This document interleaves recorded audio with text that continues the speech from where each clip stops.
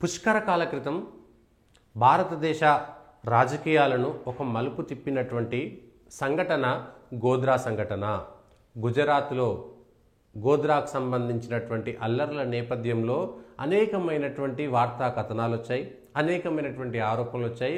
రాజకీయాలను దాదాపుగా 10 సంవత్సరాల పాటు అవే సంఘటనలు అటు ఎన్డీఏలను ఇటు యూపీఏలను ఆ సంఘటన చుట్టే తిప్పే విధంగా రాజకీయాలు తిరిగాయి.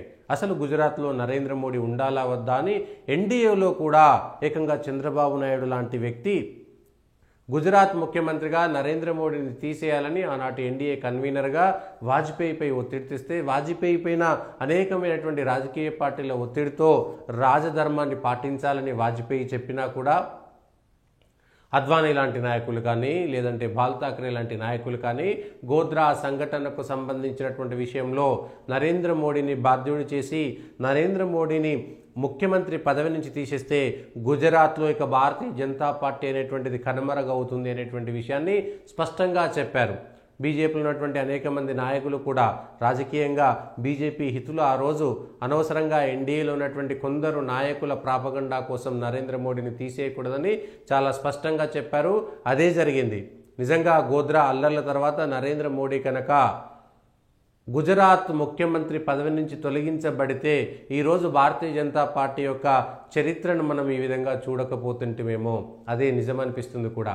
ఇప్పుడు అదే గోధ్రా అల్లర్లకు సంబంధించినటువంటి నిజాలు గోధ్రా అల్లర్లలో ఏం జరిగిందనేటువంటి చూస్తారు. కానీ మూల కారణమైనటువంటి సబర్మతి ఏదైతే రైలు ఉంటుందో గోధ్రాలో ఆ సబర్మతి రైలులో అయోధ్య నుంచి వస్తున్నటువంటి కరసేవకులను సజీవంగా దహనం చేసినటువంటి సంఘటనలో 30 మంది దోషులందరూ కూడా ఒక వర్గానికి సంబంధించినటువంటి వారనేటువంటి విషయం తెలిసి కూడా ఒకేసారి రైలులో సజీవంగా ఉన్నటువంటి వారిని దహనం చేస్తే ప్రాణాలు కోల్పోయినటువంటి ఆ సంఘటన చూసి అనేక మంది చలించిపోతే ఆ తర్వాత తదనుగుణంగా ఆ సంఘటనకు ప్రేరణ తీసుకొని ఆ సంఘటన వల్ల జరిగినటువంటి ప్రతీకార చర్యగా గోధ్రా జరిగింది. అయితే గోధ్రా జరగడానికి కారణం ఎవరు?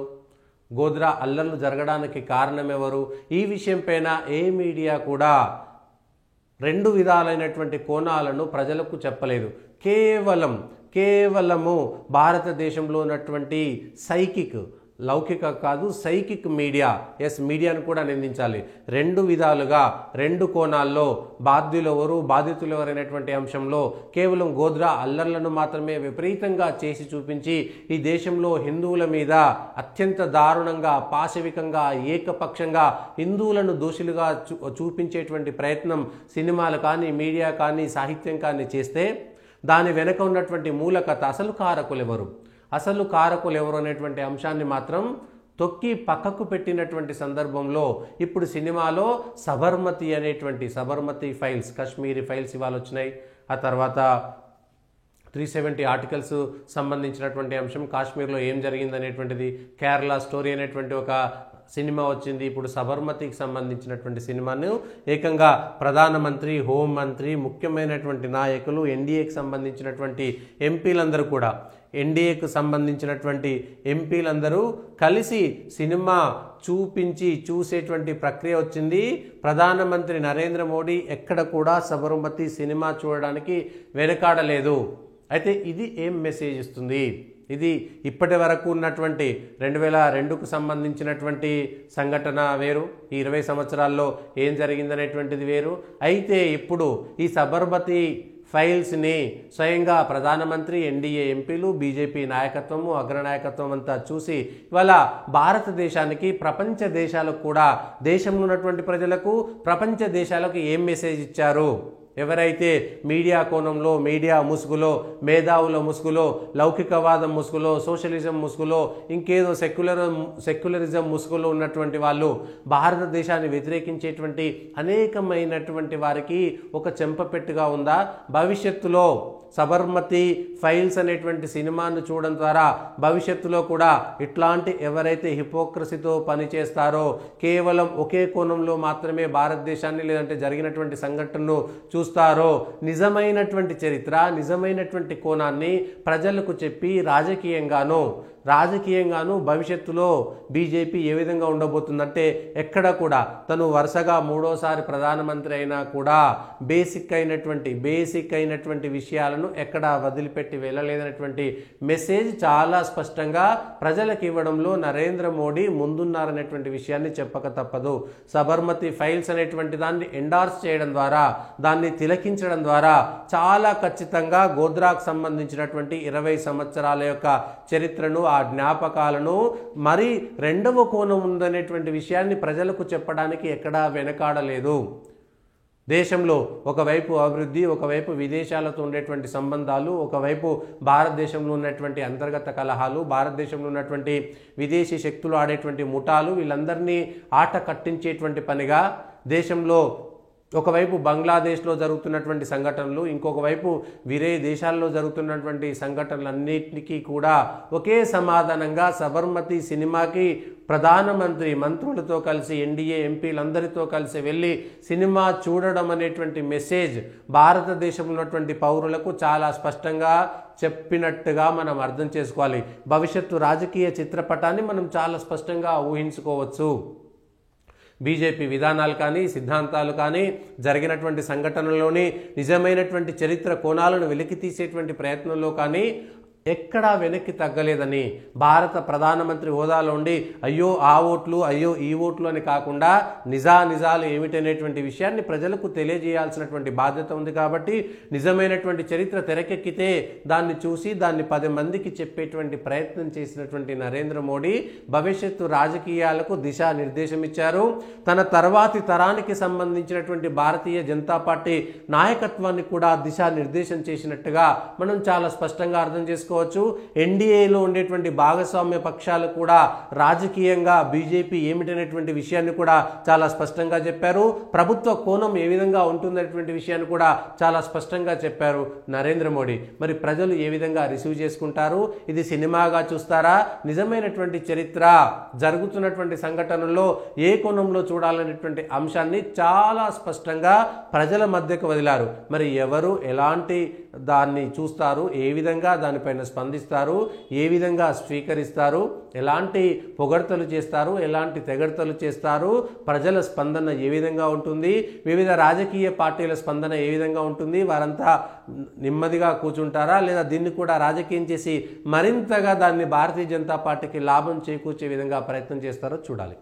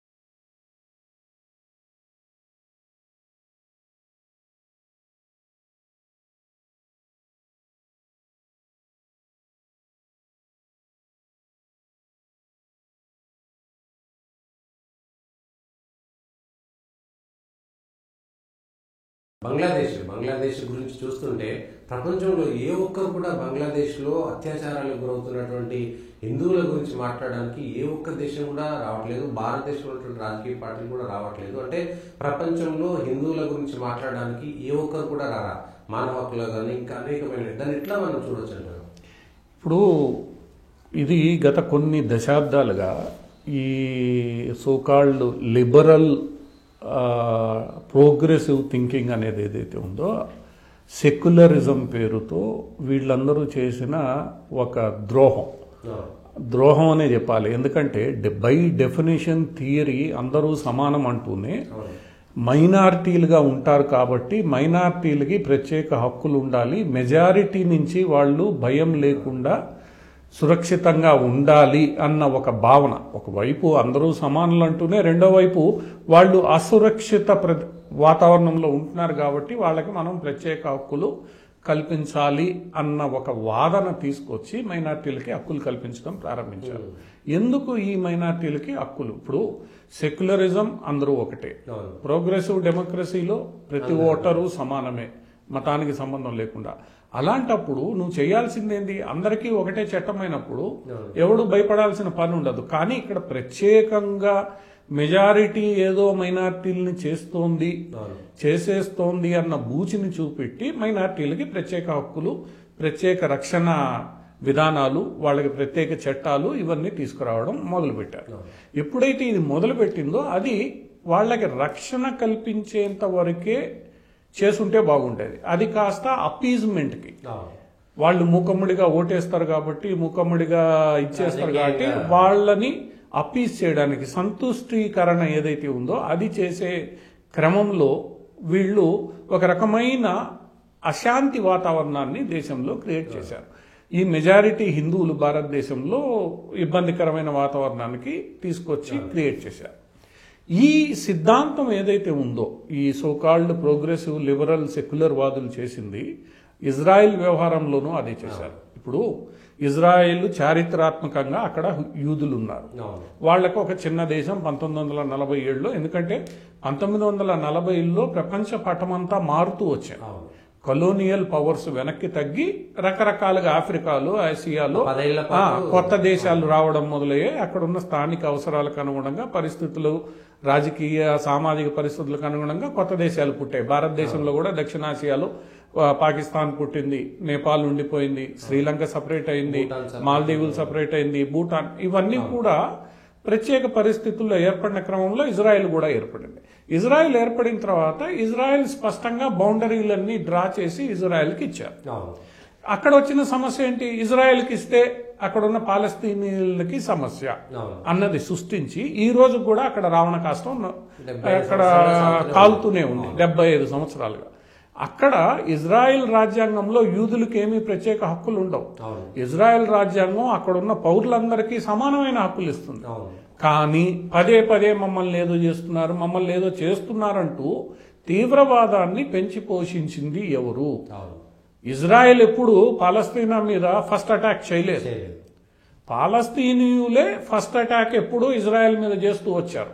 ఎందుకంటే మతం పేరుతో మా భూమిలో మా మతస్థులే ఉండాలి, వేరే మతస్థులు ఉండకూడదు అన్న ఆలోచన పేరుతో ఏదైతే ముస్లింలు, ఇక్కడ ముస్లింల పేరు ప్రస్తావించాలి, ముస్లింలు ఖచ్చితంగా ఈ విధానాన్ని అవలంబించి వచ్చారు. వేరే వాళ్ళకి మా ప్రాంతాలలో, మా ప్రదేశాల్లో అవకాశం మేము ఇవ్వము, వాళ్ళందరినీ తరిమేస్తాము, వాళ్ళు ఉండడానికి వీలు లేదు అని ఏదైతే నూరిపోసారో ముస్లింలకి, అది 1940ల నుంచి మొదలైన ఒక ప్రత్యేకమైన సైద్ధాంతికమైన యుద్ధం. అక్కడి నుంచి అది వదిలేస్తే మనం ఆధునిక ప్రపంచాన్ని గురించి మాట్లాడితే ప్రపంచ చరిత్రలో 40ల నుంచి అది ఇజ్రాయెల్కు అదే జరిగింది. ఆ తర్వాత మన భారతదేశంలోనూ అదే జరిగింది. ముస్లింలకి సపరేట్ ఇది కావాలని ఆఫ్ఘనిస్తాన్లో అదే జరిగింది. సో ఇలా ముస్లింలు మాత్రమే ఉండాలి, ముస్లింలకే ప్రత్యేకమైన ప్రదేశాలు ఉండాలి, వేరే వాళ్ళు ఉండకూడదు అన్న ఒక సిద్ధాంతాన్ని 1940లో ఈ సోకాళ్ళు ప్రోగ్రెసివ్ లిబరల్ సెక్యులర్ వాదులే తీసుకొచ్చారు. తీసుకొచ్చిన తర్వాత ఏమైంది? 40లో ఇజ్రాయెల్ చుట్టూ యుద్ధ వాతావరణం ఏర్పడింది. అంతేకాదు గల్ఫ్ లో చాలా దేశాలు ఏర్పడ్డాయి. సౌదీ ఏర్పడింది, ఒమన్, యమన్, ఇవన్నీ కూడా కలోనియల్ పవర్స్ నుంచి, ఇరాన్, 7 దేశాలు ఇవన్నీ, అటు ఆఫ్ఘనిస్తాన్, బంగ్లాదేశ్, తర్వాత 70లో బంగ్లాదేశ్, పాకిస్తాన్, ఇండోనేషియా, ఇట్లా రకరకాల దేశాలు స్వాతంత్రం తీసుకుని ఈ ముస్లింలు దేశాలుగా మారాయి. ఎందుకంటే ముస్లింలు మెజారిటీగా ఉన్నారు.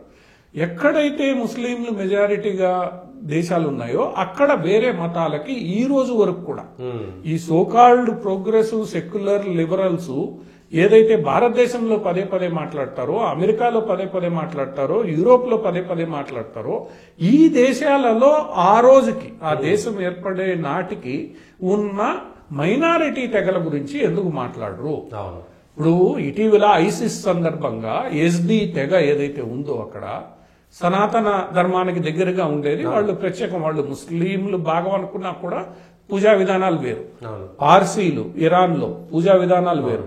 ఇలాంటి జొరాస్ట్రియన్స్, అదే వీళ్ళందరూ కూడా అక్కడ శతాబ్దాలుగా ఉన్న వాళ్ళు ఎప్పుడైతే ముస్లిం మెజారిటీ దేశాలుగా మారాయో, వీళ్ళు మైనారిటీలుగా మారిన తర్వాత వాళ్ళ హక్కుల గురించి వీళ్ళు ఎందుకు మాట్లాడరు ప్రపంచంలో? ఈ రోజు హమాస్ ఇజ్రాయెల్ మీద దాడి చేసి 1400 మందిని చంపి యుద్ధాన్ని మొదలు పెడితే అది ప్రశ్నించరు. ఇజ్రాయెల్ తిరుగుబాటుతో దాడి చేస్తే అది ప్రశ్నిస్తారు. భారతదేశం, అదే భారతదేశంలో కూడా గోద్రా కావచ్చు, పాకిస్తాన్ అదే కాశ్మీర్ లో కావచ్చు, నువ్వొచ్చి ఏమైనా చేయొచ్చు నా సైన్యాన్ని, నేను ఎదురు తిరిగితే మాత్రం అది సెక్యులరిజానికి వ్యతిరేకం. సో ఈ నేరేటివ్ ఏదైతే 1940ల నుంచి ఈ కలోనియల్ పవర్స్ ఏవైతే బ్రిటిష్, యూరోపియన్ దేశాల్లో చదువుకున్న విద్యావేత్తలు ఎవరైతే ఉన్నారో, ఎందుకంటే వీళ్ళంతా ఆధునిక విద్యావేత్తలు, ఈ బ్రిటిషర్ల సిస్టంతో, మెకాలే ఎడ్యుకేషన్ సిస్టంతో చదువుకున్న ఈ ఆధునిక విద్యావేత్తలు తీసుకొచ్చిన ఈ నేరేటివ్ ఏదైతే ఉందో ఈ రోజు చరమస్థాయికి చేరింది. ఆ చరమస్థాయికి చేరిన దానికి ఈ రోజు ప్రత్యక్ష ఉదాహరణ బంగ్లాదేశ్. ఇది ఒక్క రోజులో వచ్చింది కాదు, చరమస్థాయికి చేరింది. బంగ్లాదేశ్ ఇది వచ్చింది కాబట్టి, హమాస్ కి సంబంధించి ఇజ్రాయెల్ వచ్చింది కాబట్టి, ఇజ్రాయెల్ దాదాపుగా గాజా మీద ఏమంటారు హమాస్ తో కాల్పుల విరమణ ఒప్పందం దగ్గరకు వచ్చిందని.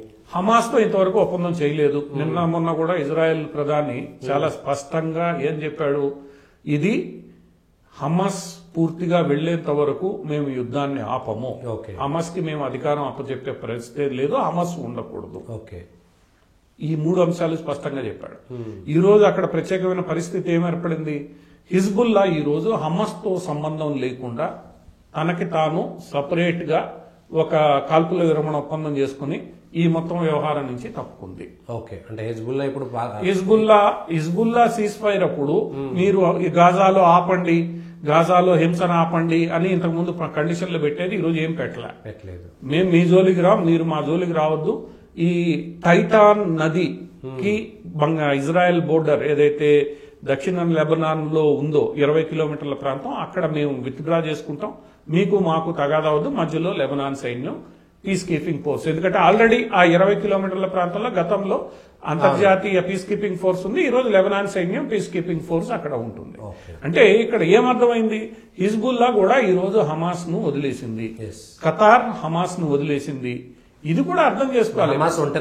ఇప్పుడు చరమ స్థాయికి ఏదైతే చేరిందో ఈ ముస్లిం ఇది అనేది సంతుష్టీకరణ, అది ఈ రోజు ఆ ముస్లిం దేశాలకు కూడా ఇబ్బంది తీసుకొస్తోంది. అందుకనే ముస్లిం దేశాలు కూడా ఆచితూచి ఈ రోజు యునైటెడ్ అరబ్ ఎమిరేట్స్ కావచ్చు, ఖతార్ కావచ్చు, లేదా సౌదీ అరేబియా కావచ్చు, జోర్డాన్ కావచ్చు, ఇవన్నీ ఆచితూచి అడుగులేస్తున్నాయి.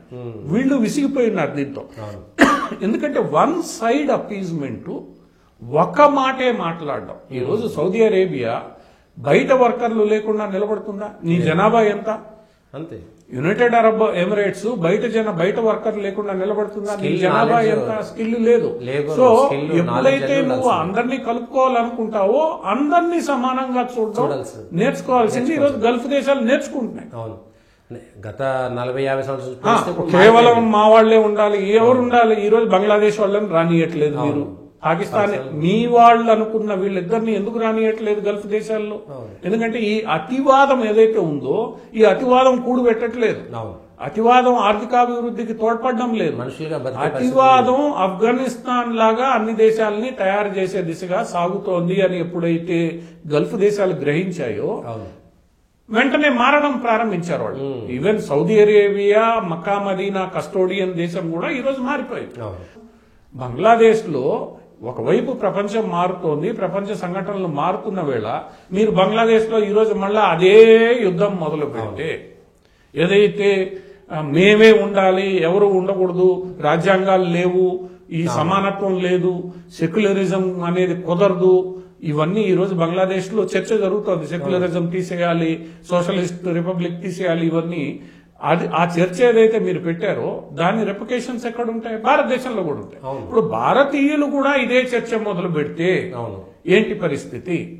ఇప్పటికే భారతదేశంలో చర్చ మొదలయ్యి ఉంది కాబట్టే 15 ఏళ్లుగా భారతీయ జనతా పార్టీ అధికారంలో ఉంది. మీరు చేసిన ఈ సంతుష్టీకరణ కారణంగా మొదలైన చర్చ కారణంగా భారతీయ జనతా పార్టీ 2 సీట్ల నుంచి ఈ రోజు దిగ్విజయంగా 15 ఏళ్లు పాలించే స్థాయికి వచ్చింది. అందువల్ల ఏంటంటే ఈ రోజు వీళ్ళందరూ అర్థం చేసుకోవాల్సింది, అది బంగ్లాదేశ్ లో ఉన్న మెచ్యూర్డ్ పొలిటికల్ సిస్టమ్ కావచ్చు, రాజకీయ నాయకులు కావచ్చు, వీళ్ళందరూ ఆ ప్రభుత్వ వ్యవస్థలో ఉన్న వాళ్ళు కావచ్చు, అర్థం చేసుకోవాల్సింది ఏంటంటే ఈ రోజు మనం మాట్లాడే టోన్ ఏదైతే ఉందో అది ప్రపంచం అంగీకరించే పరిస్థితి. ఏ ఒక్క ప్రపంచ దేశం కూడా మద్దతుగా మాట్లాడలేదు. అది ఇప్పుడున్న పరిస్థితులు. రెండు అంశాలు ఈ రోజు ప్రపంచ రాజకీయాల్లో ఉన్నాయి. బంగ్లాదేశ్ లో జరిపిన కుట్ర బీడెన్ నాయకత్వంలో జరిగింది అనేది వాస్తవం. అందులో ఇంతవరకు కూడా స్పష్టంగా బీడెన్ నాయకత్వంలోని నాయకులు దీన్ని ఖండించలేదు, వాళ్ళు చేశారనేది వాస్తవం. భారతదేశం వాళ్ళ మాట వినలేదు అన్న కోపంతో, ఆగ్రహంతో వాళ్ళు చేశారన్నది వాస్తవం. సో బీడెన్ ఓడిపోయాడు. ఎందుకంటే బీడెన్ చెప్పిన మాటల్ని అమెరికా ప్రజలే నమ్మలేదు. ఊహించని విధంగా ట్రంప్ ని అధికారంలోకి తెచ్చారు. సో ఇప్పుడు ట్రంప్ కి ఇది ఏంటంటే పెట్టి పాలిటిక్స్, అమెరికన్ పెట్టి పాలిటిక్స్. కెనడాలో ఎలా అయితే జరిగిందో ఇక్కడ కూడా. సో ఈ ట్రంప్ కి ఏదైతే వస్తున్నాడో వాడికి అన్ని అడ్డంకులు. మన భారతదేశంలో కూడా రాజకీయ పార్టీలు పార్టీ మారినప్పుడు వాడు చివరి నిమిషంలో 100 నిర్ణయాలు తీసుకుని వెళ్ళిపోతాడు. అవతలోడు చావు, అవతలోడు చూస్తాడు. ఇప్పుడు బీడెన్ చేస్తున్నది కూడా ఈ బంగ్లాదేశ్ ని ఇంకాస్త రగిల్చేస్తాం. మనం చేయగలిగింది అదే. ఈ రోజు నువ్వు సాల్వ్ చేయలేవు, అది నీకు తెలుసు. నువ్వు రెచ్చగొట్టేసావు, సాల్వ్ చేయలేవు. ఆ గందరగోళం సృష్టించాలనుకున్నావు, భారతదేశాన్ని బెదిరించాలనుకున్నావు, అయినా ఓడిపోయావు. సో నీ ఆబ్జెక్టివ్ నీకు అచీవ్ అయ్యే పరిస్థితి లేదు. అటువంటి పరిస్థితుల్లో ఈ రోజు అశాంతి క్రియేట్ చేసేస్తే బురద వాళ్ళు గడుపుకుంటారు. ఎవరు గడుపుకుంటారు? కొత్తగా వచ్చే అధ్యక్షుడు, ఇక్కడ ఉన్న భారత ప్రభుత్వం గడుపుకుంటాయి. బంగ్లాదేశ్ ఈ లోపల బంగ్లాదేశ్ లో జరగాల్సిన నష్టం జరిగిపోతుంది. కరెంటుతో ఇబ్బంది ఉంది, ఆ తర్వాత టెక్స్టైల్ పరిశ్రమ ఉంటుందో లేదో తెలియదు, ఉద్యోగాలు ఉంటాయో లేదో తెలియదు. నువ్వు తీవ్రవాదం అయితే పాకిస్తాన్ పరిస్థితి వేరు, బంగ్లాదేశ్ పరిస్థితి వేరు. భౌగోళికంగా బంగ్లాదేశ్ 4 వైపులా భారతదేశం ఉంటుంది. ఒకవేళ బంగ్లాదేశ్ తో యుద్ధమే వస్తే 4 వైపులా భారతదేశం ఉంటుంది.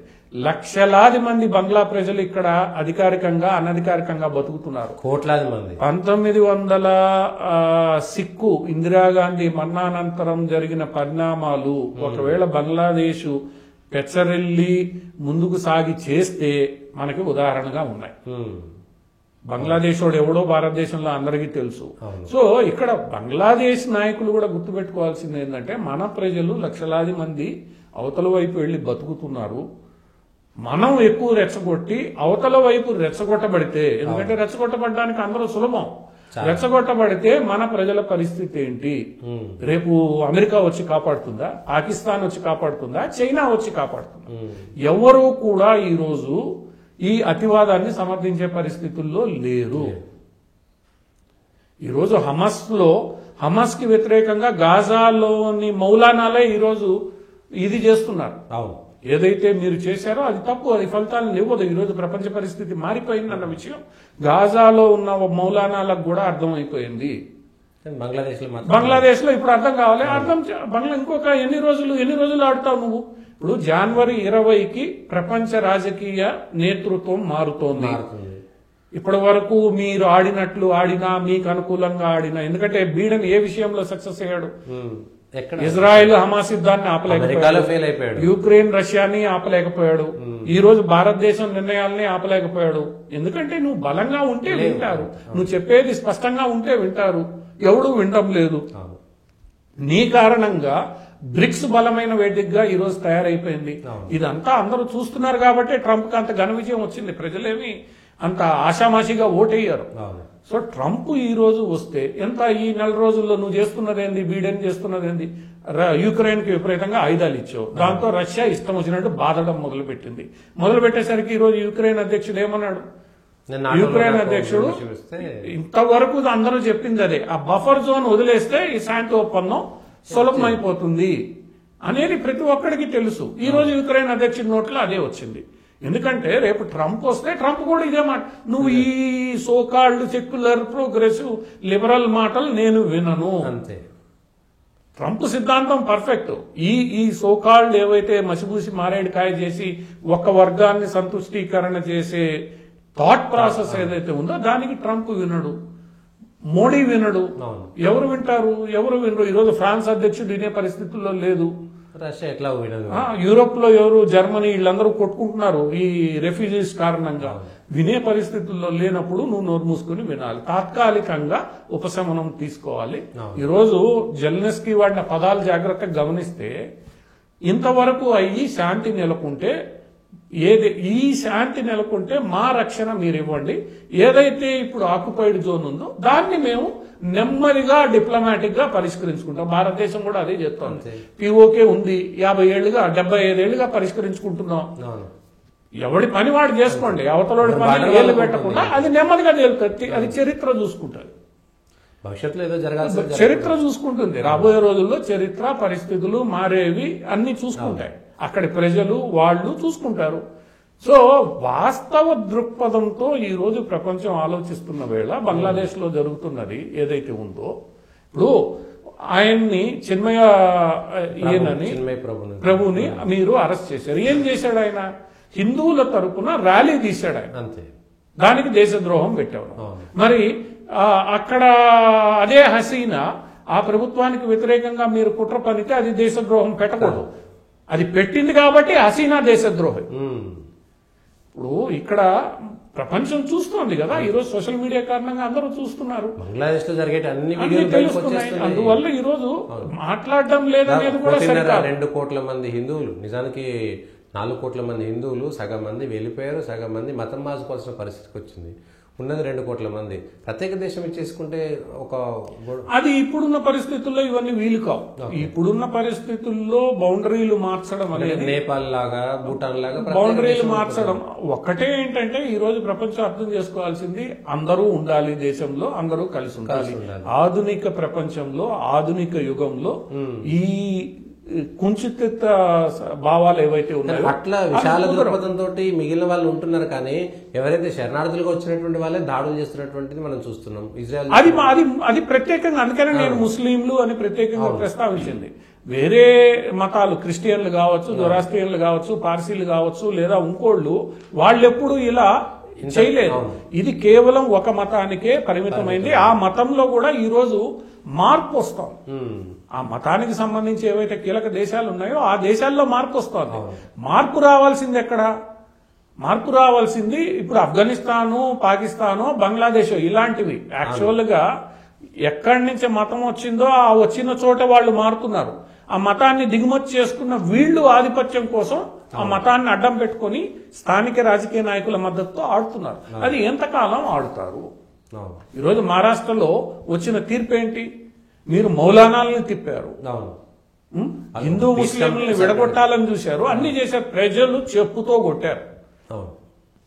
అసలు బీజేపీ మహాయుతి కూడా ఊహించని రీతిలో 220 సీట్లు ఇవ్వడమైంది మహారాష్ట్రలో. ఇంతవరకు లేదు చరిత్రలో.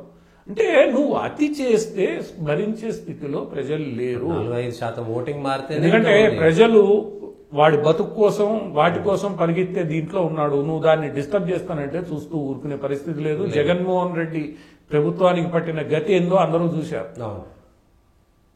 ప్రజలు వాళ్ళ అభివృద్ధిలో అడ్డం వస్తే ఎవరిని స్పేర్ చేసే పరిస్థితుల్లో లేరు. అది రేపు బంగ్లాదేశ్ అయినా ఇంకోటైనా.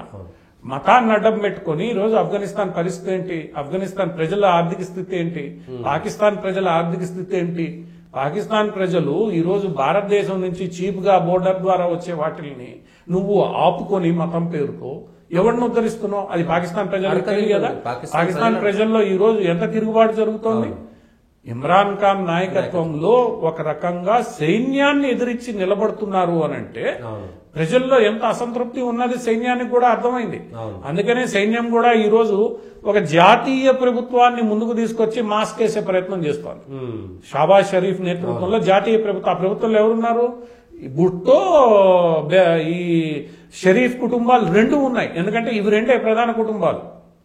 ఈ రెండింటిని నా పక్కన పెట్టుకుంటే దీన్ని హ్యాండిల్ చేయొచ్చు అనుకున్నా కూడా ఈ రోజు ఇమ్రాన్ ఖాన్ తగ్గడం లేదు. ప్రజలకు అర్థమైపోయింది. ప్రజలు ఏంది, వాడు 1 కిలో గోధుమ పిండి కొనాలని పోతే వాడికి 500 కట్టాలి. 20 రూపాయలు పక్కన బోర్డర్ తర్వాత దొరుకుతోంది. రొట్టె దొరకట్లేదు తినడానికి. అటువంటి పరిస్థితుల్లో ఈ రోజు ఎవరిని మీరు ఎంతకాలం మభ్య పెడతారు? 2 కోట్ల జనాలు ఉన్నటువంటి బంగ్లాదేశ్ హిందువులు ఒంటరిగా ఉంటుంటే ప్రపంచం ఎట్లా చూడాలి? భారతదేశం ఏం లేదు, ప్రపంచంలో ఈ రోజు మద్దతు. ఇప్పుడు తులసి గబ్బాడ్ లాంటి ఈ డెమోక్రటిక్ ప్రభుత్వం నుంచి మద్దతు రాదు అనేది అందరికీ తెలిసిందే. కొత్త ప్రభుత్వం వస్తోంది, ప్రజలు ఇవ్వాల్సిన తీర్పు ఇచ్చారు, ప్రజలు ఇవన్నీ చూస్తూ ఉంటారు ప్రపంచంలో. సో కొత్త ప్రభుత్వంలో వచ్చిన ప్రతి ఒక్కళ్ళు బంగ్లాదేశ్ గురించి మాట్లాడారు. ట్రంప్ గురించి, ఇంటెలిజెన్స్ ఏజెంట్ తులసి గబ్బాడ్ గాని, ఎవరైతే విదేశాంగ శాఖకి వస్తున్నాడో ఆయన గాని, వీళ్ళందరూ స్పష్టంగా బంగ్లాదేశ్ ప్రభుత్వం వైఖరి మార్చుకోవాలని స్పష్టంగా చేశారు. పక్కన ఉన్నటువంటి భారతదేశం హిందూ మెజారిటీ ఇక్కడ ఏమవుతుందంటే శ్రీలంకలో మనం జోక్యం చేసుకుంటే ఏదైతే ఇబ్బందులు వచ్చాయో, ఎందుకంటే ఇక్కడ ఏమైపోతుంది, భారతదేశం పెద్దన్నా బెదిరిస్తోంది. శ్రీలంకలో మనకు వచ్చిన ఇబ్బంది, శ్రీలంక సమస్య శ్రీలంక, మనం వేలు పెట్టిన తర్వాత అది మనకు వ్యతిరేకంగా మారిపోయింది. ఇక్కడ స్థానికంగా ఉన్న ప్రజలు వాళ్ళు తేల్చుకోవాలి. బయట సమాజం ఏం చేయగలదు అంటే ఆ దేశం మీద ఒత్తిడి పెట్టగలదు. శ్రీలంకనేమో ఆర్థిక సమస్య, కానీ ఇక్కడేమో ఇది కూడా ఆర్థిక సమస్య. ఈ రోజు కాదు, రేపు ఆర్థిక సమస్య కూడా అవుతుంది. శ్రీలంకలో ఎల్టీటీఈ తీవ్రవాద సమస్యగా మారింది, ఇక్కడ కూడా తీవ్రవాద సమస్య మారుతుంది. మారిన ఆర్థిక సమస్యలే రేపు ప్రధానంగా. ఎవడు ఊహించాడు శ్రీలంకలో తిరుగుబాటు చేసిన ఒక వామపక్ష పార్టీ ఈ రోజు అధ్యక్షుడిగా మారుతుందని? మెయిన్ స్ట్రీమ్ రాజకీయ నాయకులు తప్పులు చేస్తూ పోతే చివరికి ఏమవుతుంది, ప్రజలు విసిగిపోయి ప్రవర్తిస్తారు. అటువంటి ప్రవర్తన రేపు బంగ్లాదేశ్ లో వస్తుంది. ప్రజలు, బంగ్లాదేశ్ హైయెస్ట్ డెన్సిటీ ఉన్న దేశం. అందరూ అతివాదులని మనం చెప్పలేం. అందరూ అతివాదులు అయితే ఇన్ని రోజులు షేక్ హసీనానో షేక్ ఖాలిదా జియానో అక్కడ పాలించరు, జమాతే ఇస్లామీనే పాలించేది. సో అతివాదులు కొద్ది శాతమే. వాళ్ళకి ఈ రోజు అక్కడ ప్రభుత్వం మద్దతు దొరుకుతుంది కాబట్టి వాళ్ళు చెలరేగిపోతున్నారు. ఎప్పుడైతే ప్రభుత్వాలు సరి చేసుకుంటాయో వాళ్ళు ఎక్కడ ఉండాలనో అక్కడే ఉంటారు. మెజారిటీ ప్రజలు శాంతి కోరుకుంటారు. అది ట్రాన్సిషన్ అనేది ఈ 4 రోజులు, ఎందుకంటే వాళ్ళకి బయట నుంచి మద్దతు వస్తుంది, బలం ఉంది కాబట్టి 4 రోజులు జరుగుతుంది. జూన్ 20 తర్వాత బయట నుంచి మద్దతు ఉండదు. రేపు ట్రంప్ వచ్చిన తర్వాత పాకిస్తాన్ వేలు పెడుతుందా బంగ్లాదేశ్ లో? వేలు పెట్టదు. భారతదేశం సహాయం చేయడం మానేస్తుంది. బంగ్లాదేశ్ కి అమెరికా సహాయం పోతుంది. ఏం చేస్తారు? ఎక్కడికి పోతారు? చైనా నుంచి తెచ్చుకుంటారా? చైనా కూడా ఇటువంటి సమస్యల జోలికి రాదు. ఏదైనా రెచ్చగొట్టి భారతదేశాన్ని ఇబ్బంది పెట్టే ప్రయత్నం ఈ రోజు చైనా కూడా చేయదు. ఎందుకంటే ట్రంప్ వస్తున్నాడు కాబట్టి చైనా కూడా ట్రంప్ ఎన్నిక కాగానే మనతో కూడా ఒక ఒప్పందం చేసుకుని ఎందుకు వచ్చిన గొడవ, బోర్డర్ లో కొంత పీస్ పెట్టుకుందామని. అంటే ఇక్కడ నిజాయితీ కలిగిన ఒక రాజకీయ నాయకుడు వస్తే, నరేంద్ర మోడీ లాంటి నాయకుడు అక్కడ ట్రంప్ వస్తున్నప్పుడు పరిస్థితులు దానికి అవే సరిచేయబడతాయి. ఎందుకంటే వాస్తవిక దృక్పథంతో ఉన్నది ఉన్నట్లు మాట్లాడగలగడమే ఈ రోజు కావాలి. కేవలం ఓట్ల కోసమో, కేవలం ఇంకేదో ఆశించో, కేవలం ఇంకోటో ఆశించి చేస్తే ఆ దేశాలు నాశనం అయిపోతాయి. ఈ రోజు ఎక్కడ బ్రెజిల్లో కూడా అధ్యక్షుడు అట్లనే గెలిచాడు. అల్జీరియాలో రైట్ వింగ్ పార్టీ మనకి అతిపెద్ద దేశం ఉత్తర దీంట్లో ఆ యూరోప్ లో ఈ రోజు జరుగుతోంది. నిన్నగాక మొన్న బ్రిటిష్ ప్రధాని ఏం ఆరోపించాడు, ఈ టోరీలు ఎవరైతే ఉన్నారో, ఎవరైతే కన్జర్వేటివ్స్ ఉన్నారో బోర్డర్లను ఓపెన్ చేశారు. వాళ్ళు చేసిన ఈ ఏదో పనికి ఈ రోజు మేము ఇబ్బంది పడుతున్నాం. ఈ రోజు కెనడాలో ప్రతిపక్ష పార్టీ ఎదురు తిరుగుతోంది. సో రేపు ట్రంప్ వస్తే ఆయన పరిస్థితి ఏందో ఆయనకే తెలియదు ప్రధానిది. సో ఇటువంటి పరిస్థితుల్లో ప్రజలు అంగీకరించరు. ఇప్పుడు నేను చెప్పే సమానత్వం, హక్కులు, ఏదైంది మహిళా సమాన హక్కులు ఏదైతే కమలా హ్యారిస్ మాట్లాడిందో ఇవన్నీ కూడా అంగీకరించడంలా ఇవన్నీ ఎక్కువైపోయాయి. ప్రపంచంలో హక్కుల గురించి మాట్లాడడం, హక్కుల పేరుతో సంతుష్టీకరణ చేయడం అనేది ఈ రోజు పీక్ వెళ్ళిపోయింది. దాన్ని వినే పరిస్థితుల్లో ఎవరు లేరు. అది ఈ రోజు ప్రపంచం అర్థం చేసుకోవాలి, బంగ్లాదేశ్ అర్థం చేసుకోవాలి. సమయం వచ్చినప్పుడు అన్ని మారుతాయి. బంగ్లాదేశ్ అప్పటిదాకా ఏంటంటే ఈ ఏలిగిపాములు లేచి ఆడుతుంటాయి, ఏదో సాగుతుంది కదా, అలా ఆడుతూ ఉంటుంది. కొన్ని రోజుల తర్వాత ఏమవుతుంది చూడాలి. ఓకే, థ్యాంక్ యూ ప్రసాద్ గారు. ఇది ఈ వారం ఉన్నటువంటి రాజకీయాలకు సంబంధించి అంతర్జాతీయ జాతీయ విశ్లేషణ.